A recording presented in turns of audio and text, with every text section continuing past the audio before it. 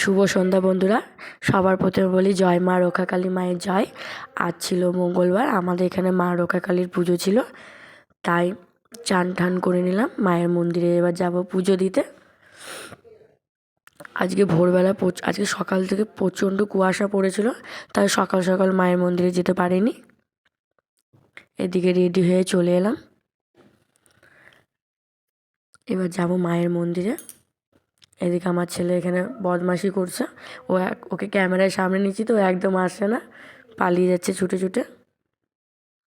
বন্ধুরা, আমরা এখন রেডি হয়ে নিয়েছি। এখন আমরা যাচ্ছি বেলা 3টের সময় ঠাকুর পুজো দিতে।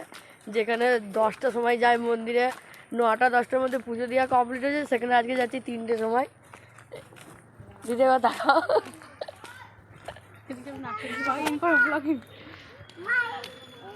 চলো আমরা মন্দিরে যাই, তোমাদের সাথে মন্দিরে আবার দেখা হচ্ছে। এদিকে চলে এলাম মায়ের মন্দিরে। এখানে লাইন পড়েছে, এখানে মায়ের পুজোর ডালা দেওয়ার লাইন পড়েছে। আমি লাইনে দাঁড়াই নাই, আমি লাইনের সাইডে আছি। এদিকে আমার বুনু আর দিদি লাইনে দাঁড়িয়েছে, ওরা পুজো দিচ্ছে, আমি সাইডে দাঁড়িয়ে আছি। এখানে পুজো দিয়ে চলে এলাম মায়ের কাছে, মায়ের মন্দিরের কাছে। এখানে ধূপকাঠি মোমবাতি ধরানো হচ্ছে।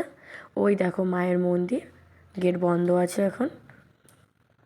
আমাদের এখানকার এই মা, আমাদের রক্ষাকালী মা, রাতে সূর্য ডোবার পর ঠাকুর বানানো হয়, আর সূর্য ওঠার আগে আমাদের ঠাকুর বিসর্জন হয়ে যায়।